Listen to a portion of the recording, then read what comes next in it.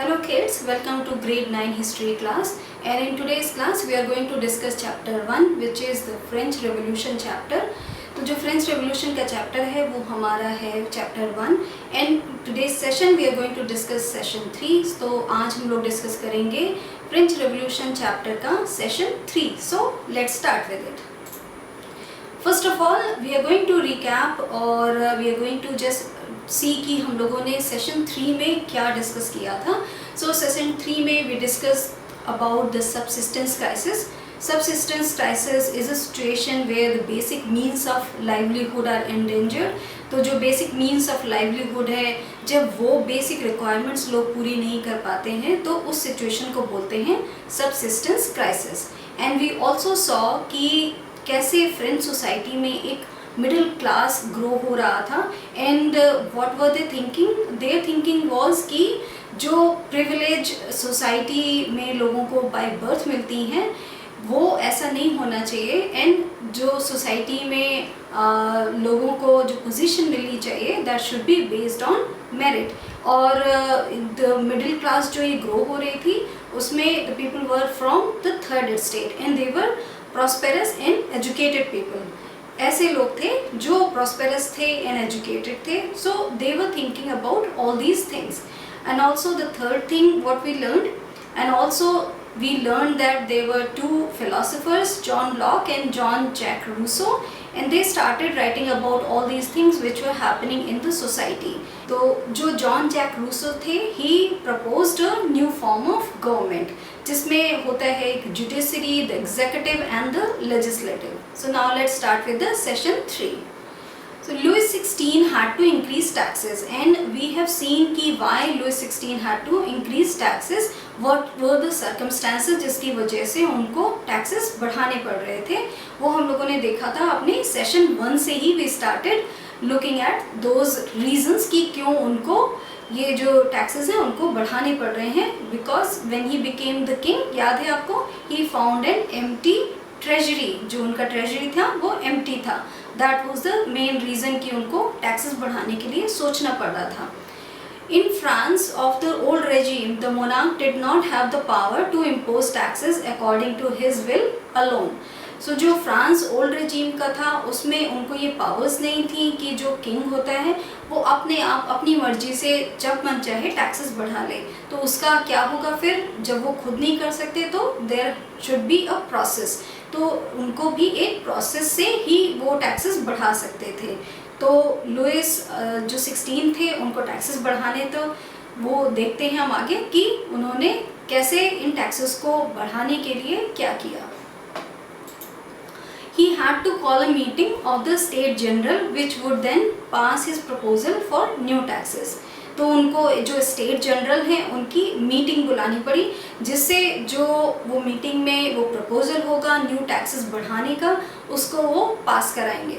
अब हम लोग देखते हैं कि स्टेट जनरल, यहाँ पे बोला जा रहा है कि state general will increase taxes और जो उनका प्रपोजल होगा वो स्टेट जनरल पास करेंगे. So let's see what was this state general.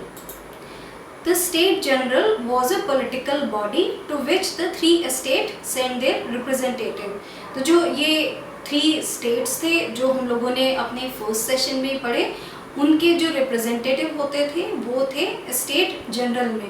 And it was a political body. तो ये एक पॉलिटिकल बॉडी था और जो सारे 3 स्टेट थे उनके रिप्रेजेंटेटिव इनमें रिप्रेजेंट करते थे जिससे जो तीनों स्टेट हैं उनका रिप्रेजेंटेशन हो. एंड दैट्स हाउ जो भी चेंजेस लाने होते थे मोनार्क को वो इस प्रोसेस से लाते थे. जो हम देख रहे हैं कि टैक्सेस उनको बढ़ाने, then they also have a call a meeting of the state general. On 5th May 1789, Louis XVI called together an assembly of the State General to pass proposal for new taxes. तो जो May 5th 1789 को उन्होंने जो Louis 16 थे उन्होंने eventually meeting call करी, क्योंकि उन्होंने टैक्सेस तो बढ़ाने ही थे, क्योंकि जो उनकी ट्रेजरी थी वो एम्प्टी थी और उनको बहुत सारे और प्रॉब्लम्स थे जिसकी वजह से वो अपने कंट्री को चलाना उनके लिए मुश्किल हो रहा था। So that's why he called an assembly of the state general कि जिससे वो प्रपोजल पास करा दें और जो नए टैक्सेस वो मोर लगाना चाहते हैं। और टैक्सेस आपको याद होगा कि कौन पे करता है? यस, टैक्सेस पे करते हैं ओनली थर्ड स्टेट के लोग। फर्स्ट एंड सेकंड स्टेट के लोगों को ये प्रिविलेज था कि वो टैक्सेस पे नहीं करेंगे। Now when Louis 16 called the meeting, उसमें the first and second state sent 300 representatives each. तो जो फर्स्ट एंड सेकंड स्टेट था वो क्या था बच्चों, आपको याद है? यस, फर्स्ट स्टेट में कौन थे? क्लर्जीज, एंड सेकंड स्टेट में नोबिलिटीज। तो जो क्लर्जी थे और नोबिलिटी थे फर्स्ट एंड सेकंड स्टेट पे, उन्होंने कितने रिप्रेजेंटेटिव भेजे? 300 representative each, who were seated in rows facing each other on two sides। तो जो बैठे थे एक दूसरे के सामने रोज में फेस करते हुए, और वो लोग प्रिविलेज हैं बाय बर्थ, तो उन लोगों को ज़्यादा रिस्पेक्ट दिया जाता है। While the 600 members of the third estate had to stand at the back। तो जो अपना थर्ड एस्टेट है जिसमें कुछ लॉयर्स आते थे और कोर्ट ऑफिशियल आते थे, मर्चेंट्स आते थे, और then comes the peasants and the maids and servants। तो वो जो थर्ड एस्टेट था उन्होंने अपने 600 मेंबर्स भेजे रिप्रेजेंटेशन के लिए।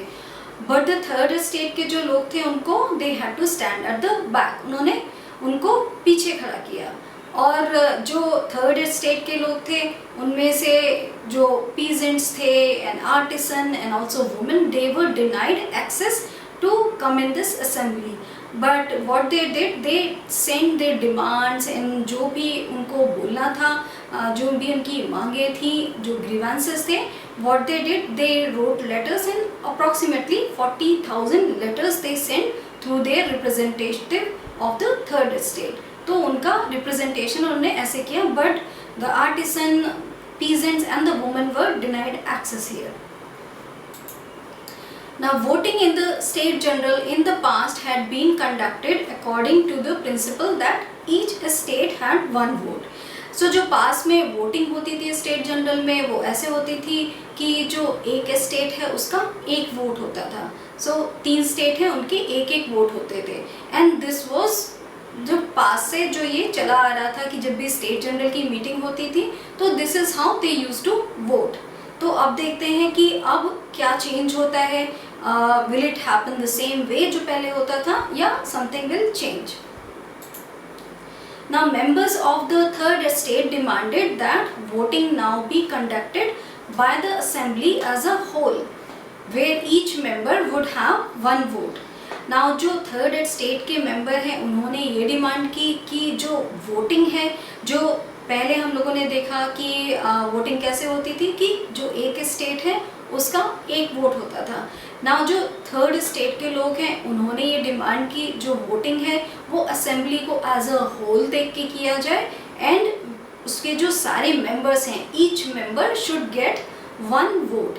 तो ईच मेंबर जब वोट उनको डालने का हक होगा, तो थर्ड स्टेट ने कितने मेंबर्स भेजे थे अभी हमने देखा ना बच्चों, तो थर्ड स्टेट ने भेजे थे, यस थर्ड स्टेट ने 600 मेंबर भेजे थे, and first and second state ने भेजे थे 300 रिप्रेजेंटेटिव। तो अगर थर्ड स्टेट के लोग करेंगे तो उनका रिप्रेजेंटेशन तो पर वोट वैसे ही ज़्यादा हो जाएगा। सो उन्होंने इसीलिए ये डिमांड की कि जो थर्ड स्टेट के लोग हैं उन्होंने बोला कि everyone should have one vote, जितना भी असेंबली में people are present and they are representing their states. Now when the king rejected this proposal,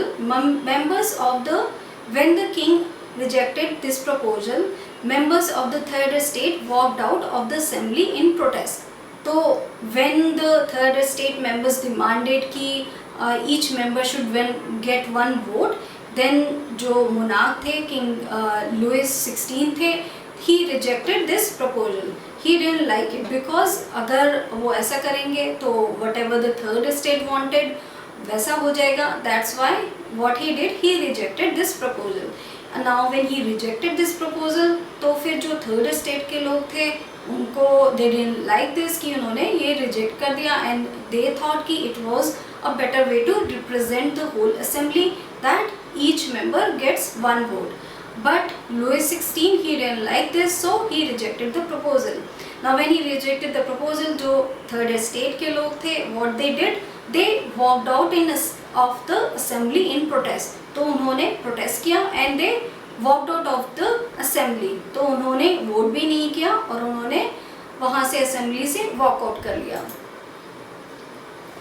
Now we will see some important dates जो यहाँ पे हैं. 1774 में Louis XVI becomes king of France. He faces empty treasury and growing discontent within society of the old regime. तो ये हमने from the beginning we are discussing that कि how he became the king and what was happening in the French society in the late 18th century. What were the problem they were facing. Now second, अब हम लोग क्या देख रहे हैं कि how because of those problems and how people are revolting, they are thinking about कि ये सब जो हो रहा है that is all wrong and they want to change something. So अब we are seeing कि how the revolution is starting. So इस सेशन में जो हम देख रहे हैं कि जो revolution था वो कैसे start हो रहा है. So इन द एंड हम लोग एक रिकैप करते हैं कि इसमें हम लोगों ने क्या देखा. तो इसमें हम लोगों ने देखा इस सेशन में how the outbreak of the revolution is starting. तो ये जो सेशन 3 है उसमें we are just seeing the first part of how the things are changing and how the outbreak of the revolution starting. तो हमने देखा कि हाउ किंग 16 तो हमने देखा कि हाउ लुइस 16 स्टार्टेड द तो हमने देखा कि how Louis 16 called meeting of the assembly of the state general and how the representation was there from the 3 states. So first, second and third states से जो representation था and how the third state के जो लोग हैं they demanded what?